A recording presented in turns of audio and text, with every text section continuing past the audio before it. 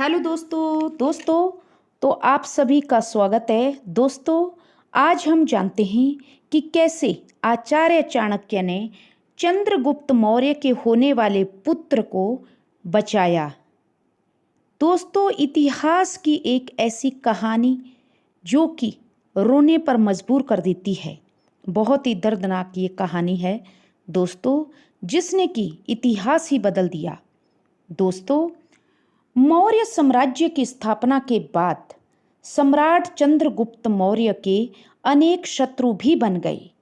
दोस्तों आचार्य चाणक्य ने जब राजा मगध के राजा धनानंद को हराया, उसके उपरांत चंद्रगुप्त मौर्य को शिक्षा दीक्षा देकर जब उन्होंने लड़ाई लड़ी और चंद्रगुप्त मौर्य जब मौर्य वंश के राजा बने मगध के, तो उनके बहुत सारे शत्रु भी बन गए। दोस्तों आचार्य चाणक्य जानते थे कि युद्ध में जीतना आसान है, लेकिन षड्यंत्रों से बचना कहीं अधिक कठिन है। क्योंकि दोस्तों युद्ध तो राजा जीत लेता है, लेकिन जो महल के अंदर जो षड्यंत्र होते हैं या राजमहल में जो षड्यंत्र होते हैं, उनसे बचा नहीं जा सकता। दोस्तों उस समय राजाओं को भोजन में विष देकर मारने की घटनाएं बहुत हो रही थी। इसी खतरे को देखते हुए आचार्य चाणक्य ने चंद्रगुप्त को प्रतिदिन खाने में थोड़ा थोड़ा विष देना शुरू किया कि ताकि किसी दिन कोई दुश्मन यदि चंद्रगुप्त को कोई विष दे तो चंद्रगुप्त मौर्य को के शरीर को विष की आदत लग जाए। इसलिए सुबह शाम दोपहर आचार्य चाणक्य स्वयं चंद्रगुप्त मौर्य के खाने में थोड़ा थोड़ा मात्रा में विष मिलाते थे और चंद्रगुप्त सम्राट को खाने को वो खाना दिया जाता था। अब चंद्रगुप्त मौर्य का विवाह धुरंधरा नाम की राजकुमारी के साथ हो गया था। दोस्तों जो धुरंधरा थी राजकुमारी, जो रानी बन गई चंद्रगुप्त मौर्य की प्रथम रानी थी धुरंधरा, तो वो गर्भवती हुई और धुरंधरा को जब 9वां महीना लगा, 8 महीने उसको पूरे हुए, उसके उपरांत एक दिन ऐसा हुआ जिसने पूरे राजमहल को ही हिलाकर रख दिया। दोस्तों जैसे ही सम्राट चंद्रगुप्त भोजन करने बैठते हैं, उसी समय उनकी जो गर्भवती रानी थी धुरंधरा वहां पहुंच गई। उन्हें पता नहीं था कि भोजन में विष मिलाया हुआ है थोड़ी मात्रा में।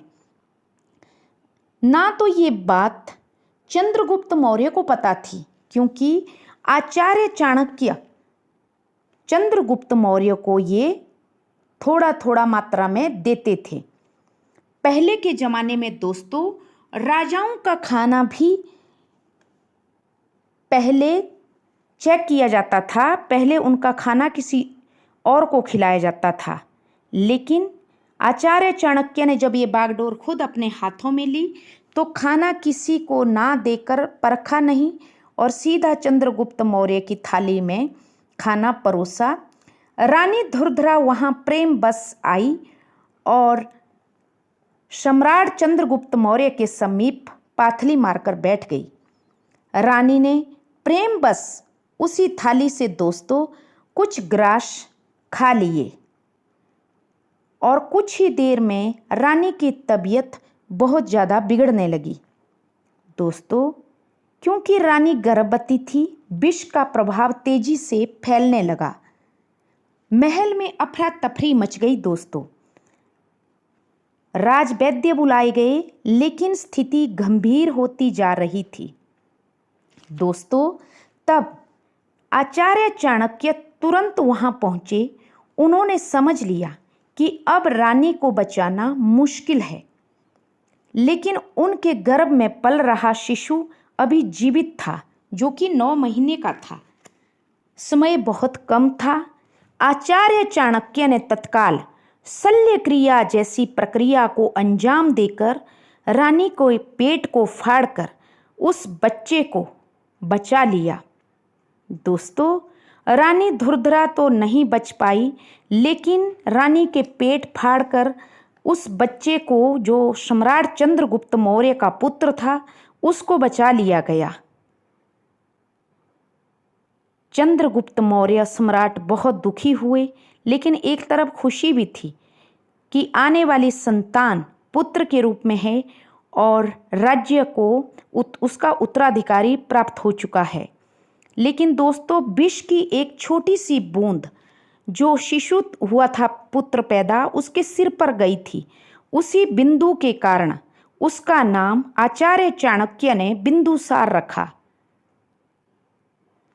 दोस्तों, आचार्य चाणक्य की सानिध्य में बिंदुसार पले बढ़े।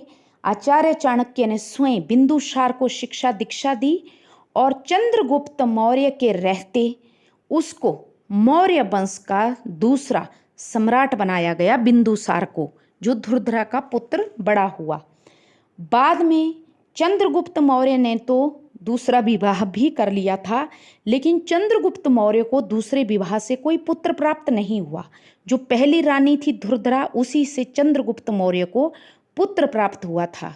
दोस्तों, जैसे जैसे बिंदुसार बड़े हुए और जब वो बिंदुसार सम्राट बने, तो उन्होंने आचार्य चाणक्य को अपना महामंत्री बना दिया और अपना सलाहकार बना दिया। और जो बिंदुसार थे, उनके एक मंत्री का नाम सुबंधु था।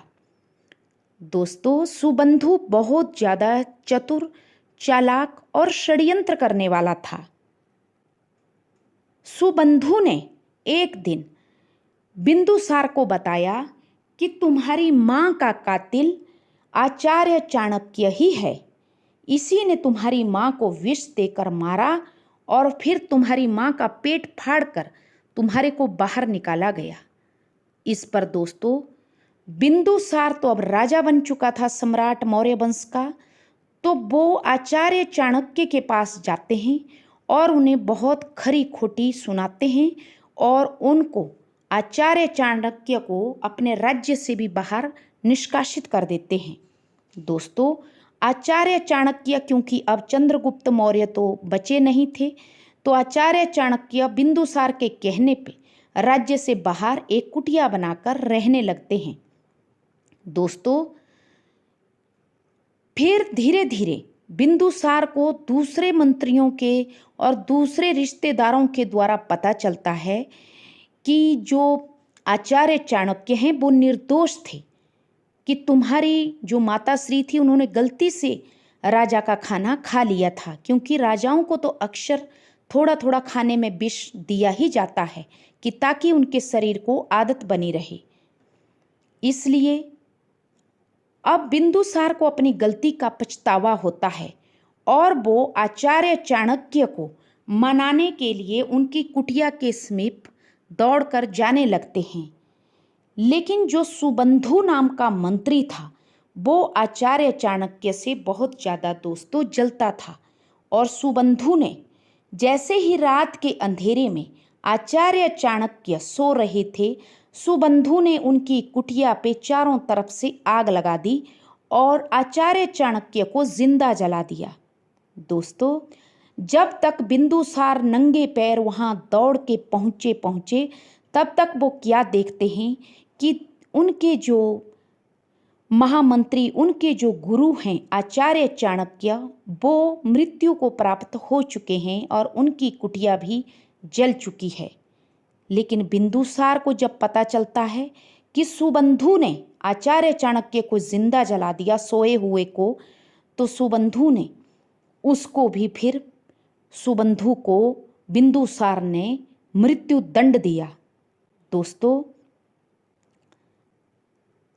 एक षड्यंत्रकारी के षड्यंत्र के पीछे एक महान गुरु, जो कि हमारे को जीने की शिक्षा दे गया।